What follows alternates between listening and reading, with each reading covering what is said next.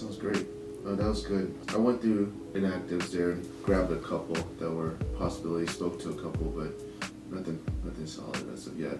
Okay, how's your approach? The approach was I was giving them a customer service call. Okay. It looks like the file is in limbo and we need to disposition it one way or another. And if it was a thing where we dropped the ball, then if they tell us we dropped the ball, then I'll go in one angle. But for the most part, they weren't interested in what we had to say. Well, I kind of go in a perspective of providing a customer service follow-up. Was there anything that we did wrong? Is there anything we could have done better? And depending upon the answer, I kind of try to come up with a solution for that. But what are you running into most if you do connect with somebody and you go through that pitch or that script? What are they saying? I've only talked to 2 people and they didn't have time to talk.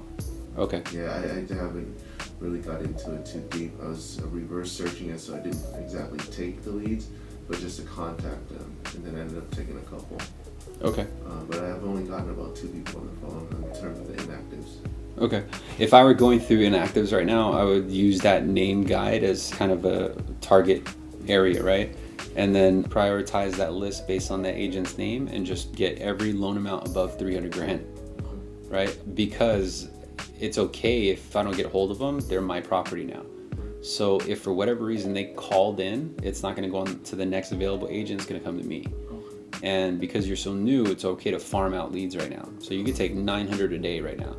No, you're not gonna get sweated. Where I know that a lot of people come from like that Cooper background, they're worried about the conversion or like how does it work against us. The thing here is that really there's only red flags alerted where if there's high amount of prospects but no deals moving, right?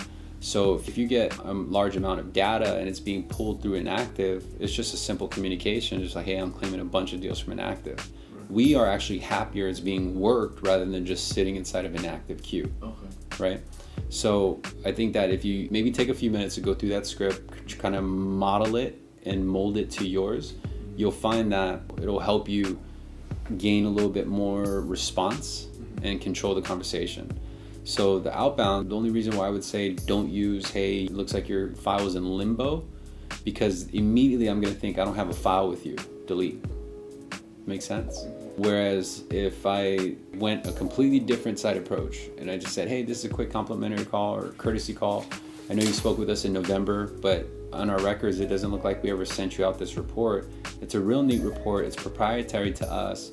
And we just rolled out this report this year.